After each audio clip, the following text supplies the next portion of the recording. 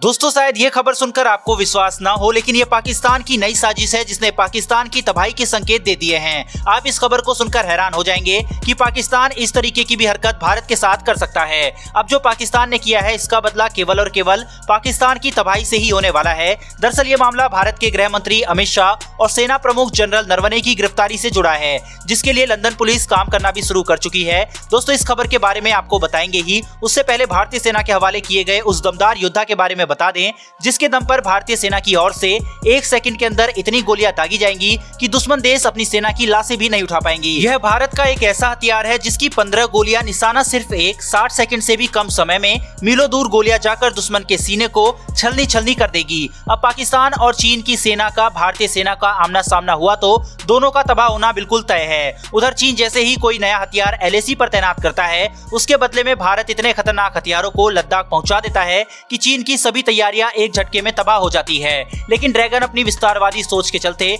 अभी रुकने का नाम नहीं ले रहा। भारत के कई क्षेत्रों पर कब्जा जमाने की फिराक में लगा हुआ है, लेकिन भारतीय सेना की तैयारियों को भी नजरअंदाज नहीं कर रहा है। जिस समय LAC सीमा और LOC सीमा पर भयंकर तनाव है, उस समय इस हथियार का भारतीय सेना में शामिल होने से बहुत बड़ी बढ़त मिलने वाली है। दोस्तों इस किलर गन का नाम स्मैश 2000 है। इसी हथियार के दम पर इजराइल ने बीते दिनों ईरान के nuclear scientist doctor Mohsin Fakhrizadeh की हत्या कर दी थी। अमेरिका के बार बार कहने पर भी ईरान परमाणु हथियारों के निर्माण की अपनी गतिविधियों को नहीं रोक रहा था, जिसके बाद अमेरिका के कहने पर इजराइल ने ईरान के न्यूक्लियर साइंटिस्ट की स्मैश 2000 से हत्या कर दी थी, जिसके बाद इस गन की पूरी दुनिया में चर्चा हुई थी। और अब यहाँ तक कि अमेरिका भी इस हथियार का कायल हो चुका है और उसने भी इस हथियार को खरीदने के लिए इजराइल से डील कर डाली है। लेकिन भारत का चीन से बिगड़ते हालात को देखते हुए इजराइल सबसे पहले भारत को स्मैश 2000 सौंपेगा। दोस्तों ये वेपन अपने आप लक्ष्य को स्कैन कर निशाने को लॉक कर सकती है, जिसके बाद दूर बैठा ऑपरेटर टैबलेट जैसी वायरलेस डिवाइस से जब चाहे तब फायर कर सकता है।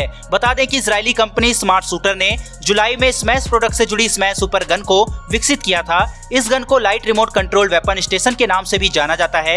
यह सिस्टम स्मैश 2000 कंप्यूटरकृत गन साइट और दूर से नियंत्रित किए जाने वाले माउंट से मिलाकर बना है, जिसे किसी ट्राइपॉड, जमीनी या किसी गाड़ी के ऊपर लगाया जा सकता है। यहाँ तक कि दोस्तों इसे भारतीय राइफल पर भी लगाया जा सकता है।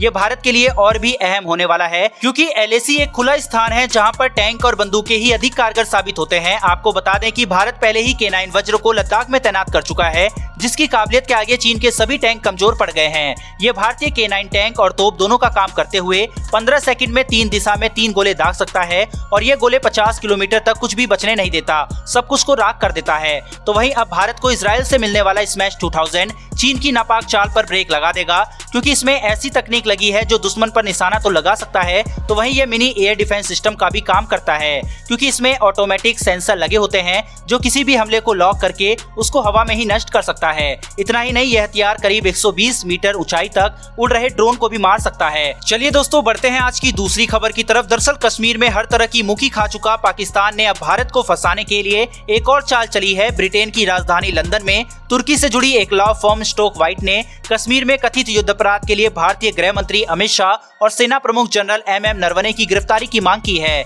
यही नहीं, कश्मीर में रह रहे 2000 लोगों के बयान वाली रिपोर्ट को भी लंदन पुलिस को सौंपी है, जिसमें दावा किया गया है कि कश्मीर लोग का भी ये मानना है कि भारतीय सेना प्रमुख और गृह मंत्री वहां में जुल्म करते हैं। अब अगर इस बात से भारतीय सेना का माथा घुमा तो पाकिस्तान की तबाही तो बिल्कुल तय है, क्योंकि अब भारत भी पाकिस्तान को उसी की भाषा में जवाब देने के लिए तैयार हो गया है। अब इस विषय में दोस्तों आपका क्या मानना है, हमें कमेंट करके जरूर बताएं। फिर मिलेंगे डिफेंस से जुड़ी ऐसी एक नई वीडियो के साथ। धन्यवाद, जय हिंद।